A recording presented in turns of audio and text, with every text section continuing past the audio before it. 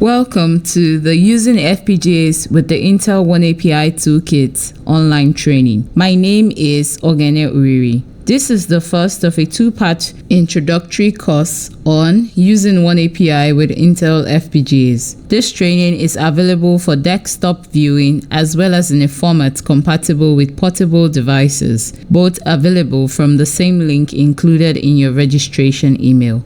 For either version, while watching the training, use the controls at the bottom and side of the screen to navigate to any point. Feel free to pause the training at any time to experiment with the software. When you are done with the training, please use the email address provided in the registration email you were sent to provide us feedback on the training and ways in which it can be improved. The objectives of this online training is to get you familiar with the Intel oneAPI product, the data parallel C++, DPC++ language, which enables the oneAPI product, and the oneAPI toolkits for FPGA. This training also aims to teach you the development flow for FPGAs when designing with the Intel oneAPI toolkits. This online training will cover an introduction to the Intel oneAPI product, DPC++ language, FPGAs, and the development flow for using FPGAs with the Intel oneAPI toolkits.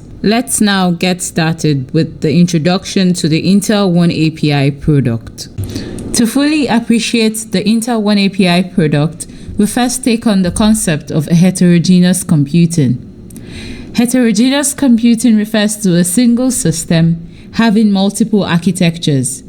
It has become a fast-growing trend for achieving optimum performance in diverse workloads.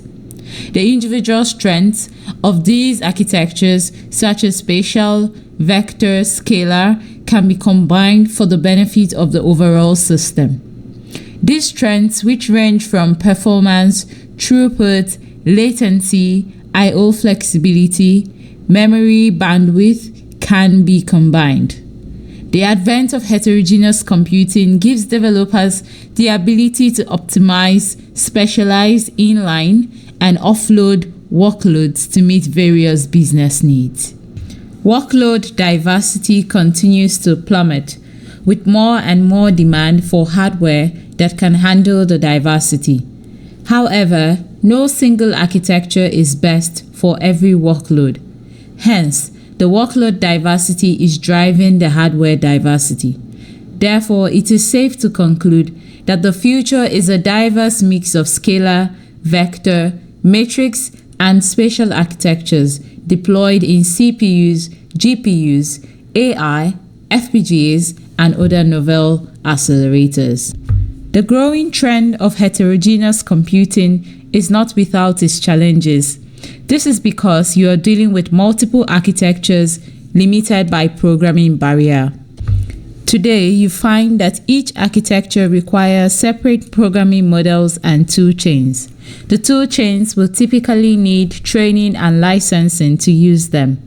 You end up needing to have license and training for various compilers, IDE, debugger, analytics and monitoring tool, deployment tool, and many others for every architecture on the system. The challenges doesn't stop with licenses, but extends to even debug, monitoring, and maintenance of your cross-architectural source code. Some of these tool chains can also pose difficulty in integration across proprietary IPs and architectures. Plus, there is no code reuse. You prepare code per architecture you are targeting. These challenges also extend into the overall software experience, leading to software development complexity, which limits freedom of architectural choice. Thus, with heterogeneous computing comes this huge barrier to entry that makes it unappealing despite its numerous advantages. Only those with the resources to make isolated investments required for technical expertise can afford to take advantage of diverse architectures on single system. To address the programming challenges posed by multiple architectures, a unified programming model was developed called the oneAPI. oneAPI delivers a one-shoe-fits-all model to simplify development across diverse architectures. enabling users to take advantage of diverse architectures easily. This product provides a common developer experience across scalar, vector, matrix, and spatial architectures, which is deployed in CPUs, GPUs, AI, and FPGA devices respectively.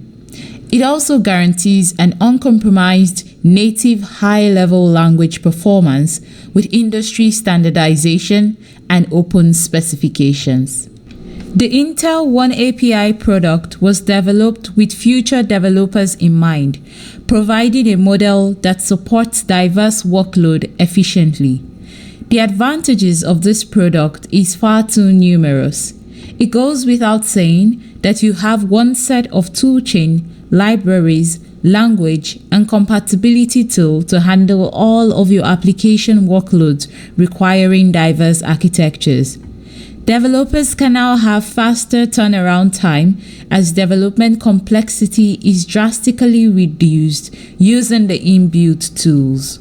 For instance, you can iterate and complete proof of concept designs quicker through emulation and reports by performing functional verification and performance tuning respectively before having to perform a long hardware compilation, which typically takes several hours for FPGAs. You can get runtime data across your host and accelerators through the vTune profiler, plus easily develop complex hardware patterns implemented through macros, pragmas, headers, and other built-in language features. Using oneAPI model provides you an extensible code that is compatible with existing high-performance languages, such that you can now reuse source code across multiple hardware architectures and vendor platforms, although code will need optimization to be performant on a different architecture. Furthermore, the problem of barrier to entry is reduced with the commonality of sequential programming languages and IDE integration that you can leverage.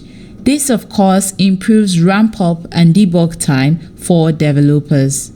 Now that we have understood what the oneAPI product is, let's take a look at what makes up the product and what is essential for FPGAs, the accelerator this training is meant for. The Intel oneAPI product consists of Data Parallel C++, DPC++, which enables direct programming, a bunch of libraries that supports API-based programming, and of course, analysis and debug tools. DPC++, which is the programming language for oneAPI, is SYCL, maintained by Kronos and some community extensions. All of the source code you will develop for your design will be written in DPC++, a combination of modern C++, version 11 or higher, and SYCL 1.2.1 and higher. We will look at DPC++ in the next section. The oneAPI product also includes a DPC++ C++ compiler built on a C-Lang LLVM front end for RTL generation and a DPC++ runtime for resource allocation and management during execution. The oneAPI toolkit for FPGAs includes support for direct programming with DPC++ with the addition of analysis and debug tools. The general idea is to pair the value and flexibility of an FPGA with that of the oneAPI programming model. FPGAs are great for data-dependent parallelism workloads where spatial architecture and pipelining is the key differentiator from other architectures. FPGAs have programmable low-latency IOs for accelerator-to-accelerator and accelerator-to-host communication. FPGAs have flexible on-chip memory architecture that allows developers to create multiple banks for parallel read, write, or to move large amounts of data using a high bandwidth memory-enabled board. By simply using oneAPI to target FPGAs as accelerator, we can take advantage of the strengths of FPGAs in targeting workloads and get efficient performance. For you to begin using the Intel oneAPI product with FPGAs, you will require the Intel oneAPI based toolkit and the Intel FPGA add-on for oneAPI based toolkit, which is now a separate download of the Intel Quartus Prime design software and the board support package BSP for the FPGA board or platform you are targeting as an accelerator. We will learn more about this in subsequent sections.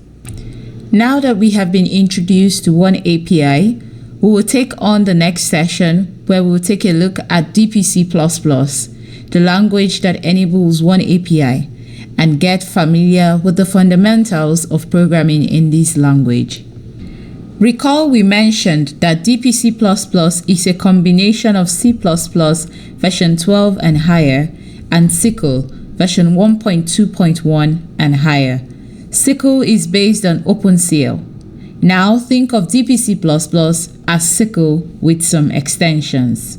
If you are familiar with OpenCL, you will find that there are some similarities with DPC++. A major difference, however, is that DPC++ allows for single source targeting of accelerators. Basically, you don't require multiple files when targeting accelerators such as GPU, FPGAs, etc. DPC++ is an industry standard with open specification. With DPC++, you have a common language that targets all XPUs, albeit some tuning is required depending on the architecture you are targeting. Driving the goal of oneAPI, DPC++ provides the language that incorporates everything needed to get the best performance out of every architecture. DPC++ has 3 scopes with which the compiler identifies what operation is being handed off to what device. As the developer of the program, it is important to be aware of these scopes so as to ensure you are getting the right functionality. The first scope is the application scope, which is your normal host code. Everything you can do in C++ can be done in the application scope. The host code runs on the CPU, which is typically the host for your design. As we can see in the example, declaring function pointers, setting up buffers, selecting devices are in the application scope. The second scope is the command group scope that kicks off when you submit something to the queue. The queue is the line of communication between the host and the acceleration device. We will discuss queue class shortly. This scope signals to the compiler that operation will soon be handed off to the acceleration device for execution. All the capabilities of C++ are supported in the command scope. The final scope is the kernel scope, which is kicked off within the command group scope. This scope is kicked off using the kernel dispatch command. In this example, we have a kernel dispatch command single task sent to an FPGA accelerator previously selected. Note that not all C++ capabilities are supported in the kernel scope. For instance, recursive code cannot be executed on the kernel. For a comprehensive list of the restrictions with C++, do well to check out the SYCL specification. The runtime is the program that is running in the background when you execute your model. It gets installed in the background along with other tools that you will need for setting up your system to run oneAPI. The runtime controls the execution and data passing to the heterogeneous device. It also handles the kernel and host execution in the order that is imposed by the data dependency. Runtime takes care of passing data back and forth between the host and device. It makes queries to the device, and so on. Think of the runtime as the layer your code interacts with. A note about Lambda functions. Lambda functions are unnamed functions and are quite common to C++ users. You will come across them in most of the example codes in this training and in our DevCloud tutorials. We use them to keep the code all in line without having to wrap it into a function. Thus, it takes the place of what will be a function pointer, keeping our samples short and simple. Two common constructs in DPC++ that require function pointers as arguments are queue submissions and kernel dispatch functions. When writing these constructs, you will find that lambda functions are utilized instead of the function pointers. To get you familiar with them, a simple guide is presented in the code snippet as shown. The square bracket tells what you intend to capture from the function. We usually use an equal sign or an ampersand sign. The equal sign implies that you want to capture everything, but you want it passed by value. The ampersand means you capture everything, but you will be passing it by reference. In the kernel dispatch call, we use the equal sign when using the lambda function because we are physically passing data back and forth to the device by value. Next is the regular parenthesis, which represents the parameters we are passing into the function. Objects like handler are captured in the parenthesis when we need access to the member functions of that object. For instance, the kernel dispatch is the member of the handler class, and we will make a lot of calls to it. So we do not just pass the handler, but we give it a short name to avoid writing handler out in full all the time. Lastly, we open a curly braces where we put the normal statements for functionality like in any C++ function. On a final note, lambda functions are not compulsory. Feel free to wrap everything in normal functions and point to those in your own code. In the next couple of slides, we will look at some of the DPC++ class to enable us get an idea of how to write a DPC++ program. The device class represents the accelerators in a oneAPI system. These accelerators can be GPU, CPU, FPGA, and any other novel architecture. The device class provides member functions that we can use to grab some information about the device available to the host. For instance, using the function getInfo, we can find the name, vendor, and version of the device. We can also get the width for built-in data types, the clock frequency of the device, the cache width, and sizes, and whether the device is online or offline. You can have as many accelerators as you so desire, as there is no limit. In this example code snippet, we show how to make a query to see the devices that are available and get information about them. DPC++ also has a device selector class. This class enables selection of a device to execute kernels on. You can select a device of choice by using the selector construct described in the code snippet. You can also use the default selector, and the default device available will be used for acceleration. We use the device selector when we create a queue, as shown in the example snippet. See how we have selected the FPGA as the device for acceleration in the code snippet using the construct ext::intel:: FPGA_selector selector. The comments in purple show how to make selection for other devices. Next, we will take a look at the queue class. Another DPC++ class is the queue class. It is the line of communication between the host and the device. It is a mechanism where work is submitted to a device. The queue submits command groups to be executed by the SQL runtime. Recall that the DPC++ command group scope is initiated with the queue.submit command. When this command is initiated, it signals to SQL runtime that groups of work is to be passed on to the accelerator for execution. You can have as many queues sent to a device. However, a queue maps to a single device.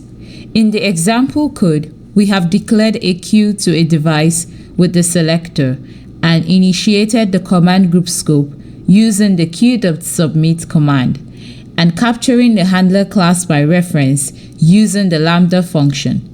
The handler class contains all the command group functions of SYCL. Next, we will discuss the DPC++ kernel class.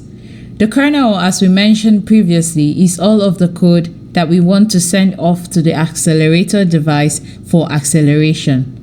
The kernel encapsulates the code that will be implemented on the accelerator. Although the user does not explicitly construct the kernel object, however, when a kernel dispatch function is called, the kernel is constructed.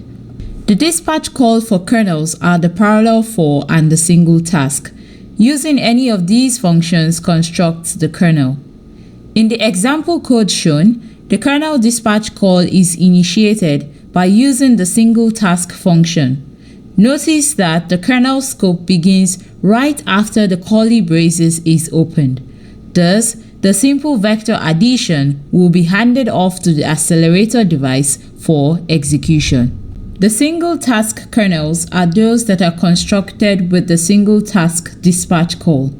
These kernels allow complex, lengthy data paths to be built from custom hardware in FPGAs.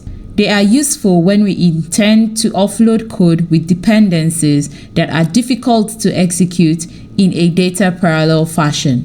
Since FPGAs shine in algorithms that are in this manner, this becomes the ideal and recommended kernel for FPGAs. When you glance at single task kernels, they typically look like CPU code containing an outer loop to process all the data. The code snippet shows an implementation of a vector addition using a for loop in CPU. The corresponding FPGA implementation as a single task kernel looks similar. We will be seeing many more single task kernels as we continue in the training. The counterpart to single task kernels is the parallel kernel. Parallel kernels allow multiple instances of an operation to be executed in parallel.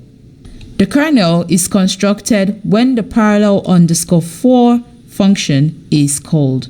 When you think of parallel operations, GPU comes to mind as the architecture allows for parallel execution of multiple instances.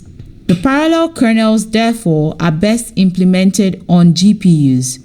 Now, you can attempt to use a parallel_for kernel on an FPGA. While your operation will be functional, it will result in a less optimal implementation. The code snippet shows the same vector addition we looked at previously, implemented for CPU with the for loop. Take a look at the corresponding GPU kernel implementation using the parallel_for dispatch call for the kernel. Amongst other differences, notice that there are no outer loops as in single task kernel for FPGA implementation. The final DPC++ class we will look at are buffers and accessors. Buffers encapsulate data in a SYCL application in both devices and host. Buffers are data abstraction that represents one or more objects of a given C++ type. While a buffer itself is a single object, the C++ type encapsulated by the buffer could be an array that contains multiple objects. Buffers represent data objects rather than specific memory addresses, so they cannot be directly accessed like regular C++ arrays. Since a buffer object might map to multiple different memory locations on several different devices or even on the same device, for performance reasons instead, we use accessor objects to read and write to buffers. Accessors are the mechanism we use to access buffer data. The runtime is informed of how we intend using the accessors we create by the type of access mode we provide the accessors. In the example code, we create buffers for vector A, B, and C, and we create accessors A, B, and C to access buffers A, B, and C in a read-only, and write-only manner, respectively. The runtime determines data dependencies with the privileges or accesses we have given to the accessor we construct. It also uses this to determine the order in which kernel will be executed. Something else to consider when writing your DPC++ or SYCL program is the necessary header files required to be included.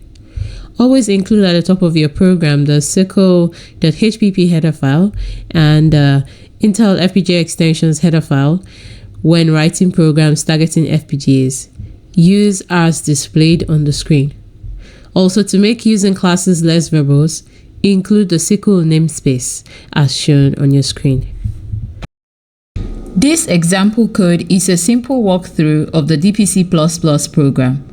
The first step in writing your DPC++ code is to create a device selector that will target the FPGA or whatever accelerator device you have in mind. To do so, we use the construct ext::FPGA_selector all in lowercase letters. By doing so, we have successfully set up an FPGA device selector and let the runtime know that we want to use the FPGA accelerator. In the second step, we create a device queue. This is like setting up a line of communication with the acceleration device, which is the FPGA. We will pass data and kernel dispatches through this queue. When we establish the queue, we need to also tell it what device it would interact with. Hence, we pass in the selector from the previous step. The next step is to create buffers.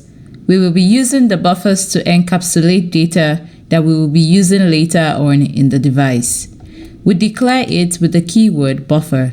We give it a name and tell it what data we are encapsulating.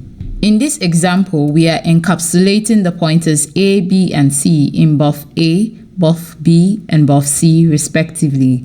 Since the pointers don't have a size associated with them, we use a range in the buffer declaration because the construct for buffer requires that when we use pointers, we are to provide a range. The number 1 refers to the dimensionality of the range A, while N refers to the number of items that you are encapsulating. If you use a C++ vector, you won't require a range. Now to step 4. We submit something to the queue. This will also be the beginning of our command scope. To do so, we use the queue.submit command and we begin submitting what we want into it. Notice the lambda function notation here, signaling that we are capturing everything and passing it by reference. The curly brace holds the actual function we want to execute. With the queue submission done, the next thing will be to hand off the necessary data that the device will be needing. To do so, we create accessors that will be able to access the data encapsulated in the buffers. Right in the command scope, we create the accessors A, B, and C for buff A, buff B, and buff C respectively. We also provide permissions or access modes for how we want to interact with the data. Note that these permissions are from the device's point of view. Accessor A and B are given read-only permissions. Accessor C can be written to. You can also provide a read and write permission for an accessor. Also, we hand the handler class previously established, hence the H in the parentheses in the construct. Now that we have successfully set up the FPGA as the device of choice and set up the line of communication and also buffers and accessors, we are ready for the final step, which is to dispatch the kernel. Still in the command scope, we create our single task kernel using the single task dispatch call. Notice the lambda function at the dispatch call. Though lambda functions are unnamed functions, we can give it a name. This really helps when we are looking at the report. We can tell what kernel the analysis is done for when it is named. In this example, the name vector add is given to the kernel. The code inside of the curly braces, which is the kernel, becomes part of the FPGA design and will be handed off to the FPGA for execution. Note that you can have multiple kernel scopes inside your program. That about wraps up the fundamental steps required to write your DPC++ program. The contents of buff C will be copied to the pointer C when the function finishes. This is because there will be buffer destruction of buff C upon completion. We will take a look at this later. Hopefully, this example has given you a good head start to how the DPC++ program looks like and how to get started on writing one for your design. We have mentioned earlier that the runtime determines which kernel to execute when we have multiple kernels. How it does this is by looking at how you are using the data you're accessing. In this example, we have multiple kernel scopes and they can all run at the same time. However, the runtime will first take a look at what permissions have been granted to the accessors, and with that information automatically determine execution ordering. Thus, if a kernel needs data that another kernel is producing, it will place an order dependency on that kernel. The example here shows kernel 1 is accessing buffer A, and it is doing so in a read and write manner, implying that kernel 1 is reading from A and also writing to A. This is represented in the graph. Kernel 2 is also accessing buffer A in a read and write manner. The runtime figures out that there is a dependency here. It has to wait on kernel 1 to finish writing into buffer A before kernel 2 can begin reading from buffer A. Looking at the execution graph, you find kernel 2 dependency is shown. Kernel 3 is accessing buffer B in a read and write manner. There is no need to wait on kernel 1 and 2, and hence the runtime knows to execute kernel 3 in conjunction with kernel 1 and kernel 2 at the same time. This is also indicated in the execution graph. Kernel 4 is going to be reading from buffer A and writing from buffer B. This means it must wait on A and B to get finished before the runtime kicks off executing this graph. In the execution graph, you can see that kernel 4 is waiting on kernel 2 and kernel 3. Its execution is the last before the program completion. The application scope, which is the host code, executes asynchronously to what is being executed on the accelerator device. Looking at the order in which the scopes are arranged, you typically go from application scope to command scope and then to kick off the kernel. However, when the kernel is dispatched and begin execution on the accelerator, whatever host code is after the kernel code continues running. If you need the host to stop and wait for the computations on the kernel to finish first before continuing to the host code, then you must impose the synchronization yourself. We will look at two ways you can impose this synchronization. The first way to impose synchronization is by placing an accessor in the application scope. So far, we have only used accessors in the command scope, which is from the accelerator device's point of view. Accessors created in the application scope are for the host. When the host accessor also points to the buffer the kernel is accessing, runtime creates a dependency node in the execution graph. In essence, blocking execution at the host until the data is ready. This example here shows an accessor in the application scope, and since the accessor is pointing to the same buffer that the kernel is accessing, the host has to wait until the kernel completes execution in order to access that buffer, thus imposing synchronization. The second way to impose synchronization is by declaring the buffers in their own scope. That is, creating buffers within a separate function. When execution advances beyond this function scope, buffer destructor is invoked. This causes data ownership to be relinquished and the data is copied back to the host memory. In this example, the buffer declaration and the queue submission has been put in its own function, void dpcpp code. The buffer declared in the kernel is within the function, meaning that before coming out of the function, the buffer has to be destructed. This happens because of the rules of C++. This has now placed the host on a hold for the kernel to complete execution. This form of synchronization can also be achieved by simply using curly braces around the buffer, although this isn't as friendly as it makes the code difficult to read later on. There is still so much to DPC++. We have barely scratched the surface.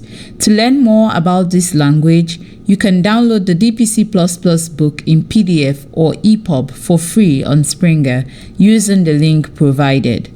Also, there are lots of training modules available on our Dev Cloud that you can use to practice and learn. By signing up for free on our Intel Dev Cloud, you can have access to these tutorials. Next, we will dive into FPGAs, what they are, and why you should be interested in programming them. If you are unfamiliar with FPGA, this will provide you a simple introduction. FPGA stands for Field Programmable Gate Array. Gate array being an old concept. The gate refers to the transistors, which are the tiny pieces of hardware on a chip that make up the design. Array means there are a lot of them on the chip, as many as billions of transistors. We don't program at that finer granularity, rather we group them into larger structures. Field programmable means that all the connections between these internal components or structures, such as lookup tables, clocks, and memories, are programmable in the field after deployment. Simply put, FPGAs are programmable hardware. How does an FPGA become what you want it to be? Remember, FPGA has billions of transistors. This image shows a simplified representation of the blocks inside the FPGA.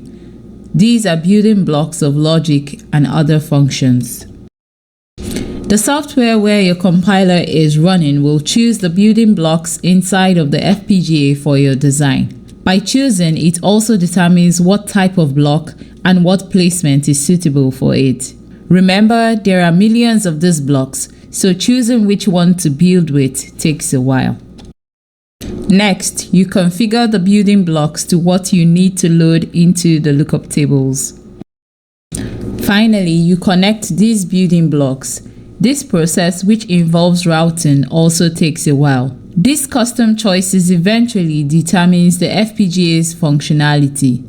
Next, we will look at what these blocks inside the FPGA are.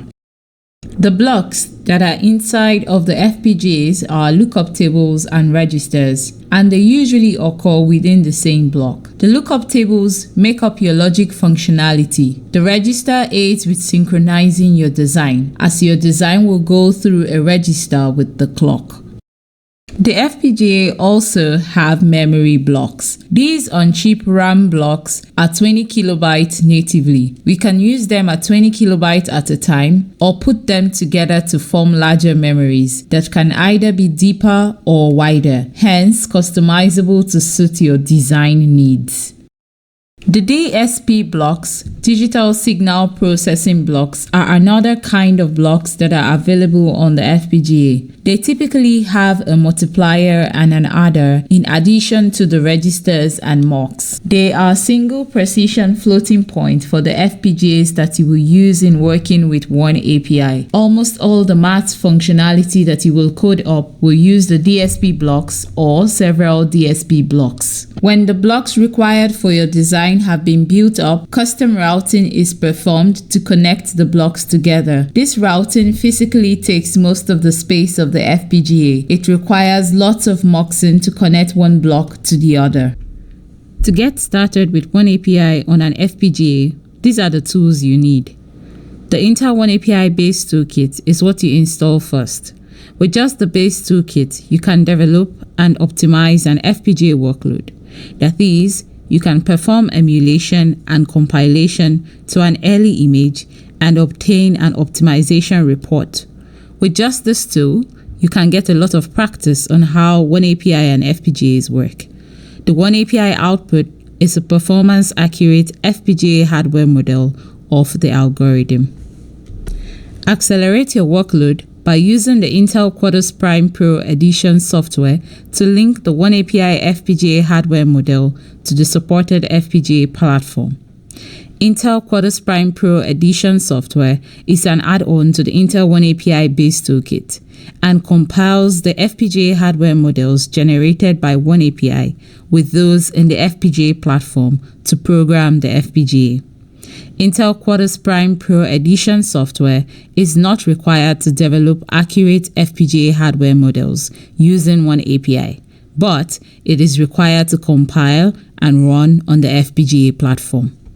You typically won't be working with a standalone FPGA when using oneAPI. The model comes as a hosted model, meaning you have a card with an FPGA in it. There is also the DDR embedded, which we will refer to as global memory. A PCIe interface and other IPs are in the card. Besides what you've coded as kernel for the FPGA performs other functionality like communicating with the DDR and so on. This portion of the design is pre-built and not dependent on your source code. The Intel FPGA cards currently available to use with oneAPI are distributed through third-party companies showing on your screen. You can get the FPGA boards from High-Tech Systems, Bitware, and TerraSync. Use the links showing on your screen to learn more about how to get them. You can also get updated information on supported boards for oneAPI based toolkits on the Intel FPGA add-on webpage.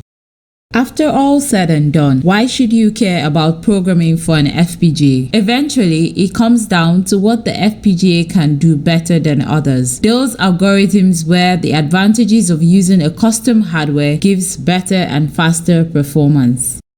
FPGAs perform well on algorithms that have many carry loop dependencies. This type of algorithms will run well on the FPGA, even beating the CPU performance. Another kind of algorithm that FPGAs are good at are those that take advantage of the customized memory structure that is built. For example, compression has a lot of carry loop dependencies because of the large data that comes in. In compression, you are looking to compare new data to current data, requiring a sort of looping through more and more values as you continue comparing it to lots of different data. As many values as you can grab from the memory at one time, you can do comparison for. Hence, taking advantage of the memory structure of FPGAs, you can achieve this in a good time. This type of algorithm is difficult to express in parallel type program, hence GPUs will find it difficult to execute. Genomic sequencing is similar to compression. It also involves comparing present and past values in large volumes, and the FPGA performs these algorithms really well. Key value store is basically hashing, and it is used for database. You find such algorithms in bitcoins. It takes advantage of the memory structure of FPGAs. Thus, you are able to pull a lot of values out at a time and compare against a set of another values all at once in very few clock cycles. Database analytics is also similar to key value store. You find that all of these algorithms take advantage of the custom memory structure FPGAs can build for you. An example design that comes along with your installation of oneAPI based toolkit for FPGA is the gzip compression. The design performs compression. It has 3 different kernel scopes: CRC, LZ77, and Huffman. It also takes advantage of the kernel-to-kernel pipe architecture such that kernels can communicate with each other easily. Our FPGAs can build the pipe hardware, thus creating a seamless connection between the kernels. You are highly encouraged to try out this design for yourself and understand why it has a great performance. Next, we will take a look at the development flow for using FPGAs with the Intel oneAPI toolkit. This is the mechanics involved in using oneAPI with FPGAs, and it is very important to stick to this flow.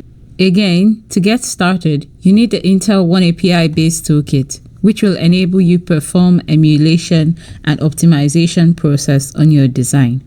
To deploy on the hardware, you need the FPGA add-on, which is a download of Quartus Prime Pro and the board support package, depending on the FPGA platform you are targeting.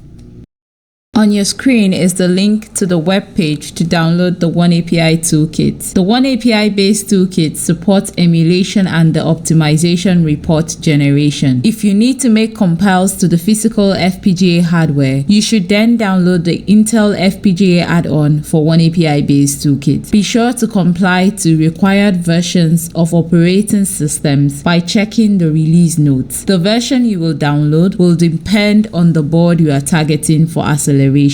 Or you can skip the entire installation and just sign up to the Intel Dev Cloud with the link provided on your screen. With your free account, you can access nodes with cards installed in the group FPGA runtime and also nodes with extra memory for full FPGA compiles in the group FPGA compile. There are also tons of tutorial examples that you can access on it that will help with practicing. It is important to follow the FPGA development flow for oneAPI projects. The chart here shows the order of executing the development flow and what amount of time each step executes. The first step in the flow after your design coding is ready is emulation. This step checks that your code is functional, devoid of syntax errors, and provides the appropriate results. It executes on a software compile which will run on the host, and it is very quick, taking seconds to complete. Once you are satisfied with the functionality of the DPC++ code, the next step is to compile to an early image. This will generate a static report which will convey most of the bottlenecks inside of the design for which you can optimize performance. This typically takes minutes to compile to this report, in worst case 20 minutes. Your job will then be to inspect the report, analyze the bottleneck, and try to eliminate them by recoding your design. Then you go back to the first step to perform emulation, and then to step 2 for as long as it takes to clear out the bottlenecks. When you are satisfied with the optimization from a performance standpoint, you can then proceed to perform a full compile and hardware profiling, which will generate an executable that you can run on the FPGA. This usually takes hours to complete. Not sticking to the flow and rushing off to do a full compile can potentially slow down your work and make you lose time that would have better have been spent on optimizing your design.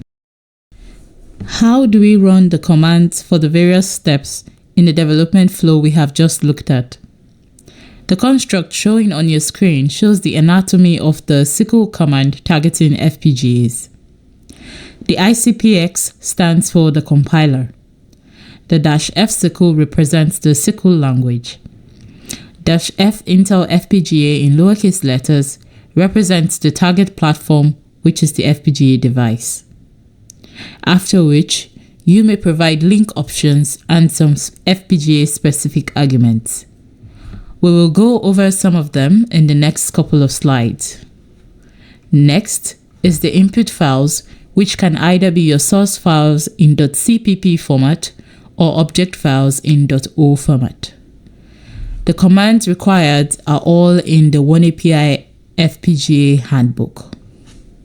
Emulation is the first step in the development flow. The goal of this process is to answer the question, does my code give me the correct answers? Thus, in this step, developers can verify functionality of design through CPU compile and emulation, identify quickly syntax and pointer implementation errors for iterative design and algorithm development, enable deep system-wide debug with Intel distribution for GDB, and functional debug of sickle code with FPGA extension. Emulation takes seconds to complete compilation. It quickly generates code that runs on the x86 host to emulate the FPGA. The command you will use for emulation is displayed on your screen. Your source file may be more than one depending on how you have structured your code. -D is defining that the FPGA emulator selector device is to be used for this compilation. Inside of your code, you would need to have the if-def construct shown in the code snippet. It is necessary as it helps the compiler determine that emulation operation should be performed rather than a full compile. Wrap your device selector declaration in the if-def else statement. Upon completion of the compile, an executable file will be generated. This executable runs on the host, thus you wouldn't need an FPGA card to execute it. Report generation takes minutes of compilation. The report shows the bottlenecks and also provide hints on how to optimize for those bottlenecks. With the report, you can identify any memory, performance, data flow bottlenecks inside of your design. The report also provides you with useful suggestions for optimization techniques that will resolve the bottlenecks it has identified. It generates area and timing estimates of your design for the FPGA that you are targeting. The command to generate an optimization report is showing on your screen. The -f-sickle-link defaults to early image. Thus, the compilation will stop at an early image. Along with that early image, it generates the report. The early image is an XML file that shows or represents the blocks and what pieces of IP of the FPGA are connected to each other and put together for your design. All of this is produced within minutes. The -XS hardware is a switch which will always be included whenever we are not targeting the emulator device. The reports will be in a reports folder of your file project directory that is generated after the compilation is completed. It is a .html file which you can open up in a browser. Finally, the bitstream compilation, which is performed when we are absolutely certain that our design is optimized from a performance standpoint. It typically runs for hours. This compilation runs Intel Quartus Prime software under the hood. You do not need a license for the Quartus Prime software. When the compilation is completed, you will have an executable that you can run on the FPGA. At this point, you'll be able to run an accelerated program. You do not have to worry about timing closure, as this is automated for you. The eventual clock frequency will be reported back, showing you what the achieved clock rate for the FPGA was. Also, there is no need to perform verification from a simulation standpoint, since pre-tested IPs are what is put together for the FPGA. However, you may want to ensure that you are getting the exact results achieved at emulation. If you have used some pragmas or attributes that you asked the emulator to ignore, you will need to enable them at this stage of the development, and this can potentially affect your results. You can use the VTune profiler, which will provide some additional reports that you can use for performance analysis and fine-tuning if need be.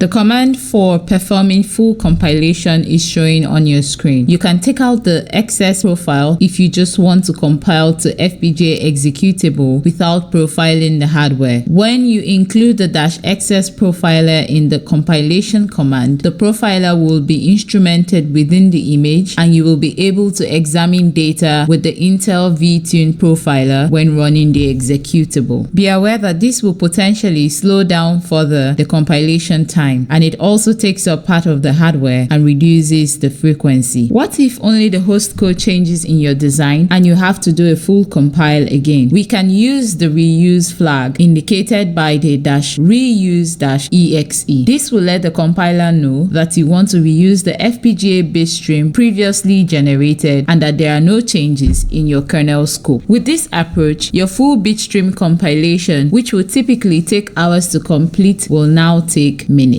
We have successfully learnt the steps in the development flow and how to execute them. This has brought us to the end of this first part of the training using oneAPI with Intel FPGAs. We have come to the end of the training using Intel FPGAs with the Intel oneAPI Toolkits. To summarize, we take a brief recap on what we have learnt in this training. The Intel oneAPI product addresses the challenge of diverse architectures requiring diverse toolsets and languages by providing a unified language for multiple architecture. DPC++ is the oneAPI language, and you should think of it as SYCL with some extensions. FPGAs provide a custom approach towards building designs, and as such, combining with oneAPI can provide a powerful accelerator for algorithms. To perform acceleration on the FPGA, the development flow begins with emulation, followed by optimization report generation, and finally a full compilation when you are satisfied with the optimization of your kernel. The follow-on training will look at some optimization techniques that makes oneAPI a great product to work with for FPGAs. You are highly encouraged to take the Introduction to Optimizing FPGAs with the Intel oneAPI Toolkits online training to become acquainted with these methods. Intel provides multiple avenues in which to learn about Intel FPGA products. There is the Intel FPGA YouTube channel, which contains 5-minute quick videos along with longer, more in-depth training videos. There is the Intel FPGA training website, where you can access e-learning courses made up of narrated slides presented in an interactive player, some courses with labs and demos. Lastly, you can also enroll in a live instructor-led course All instructor-led courses have hands-on labs, exercises to practice the concepts you learn.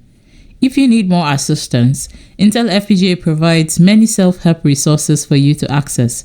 For example, there are web pages called landing pages dedicated to specific FPGA technology, like high-speed interfaces.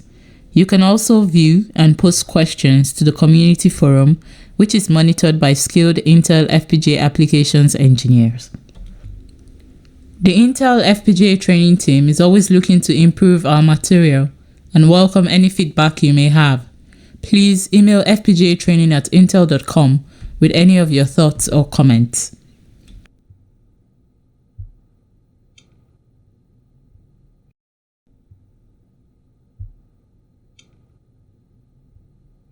This concludes the training. Again, my name is Ogene Uriri. Thank you and have a good day.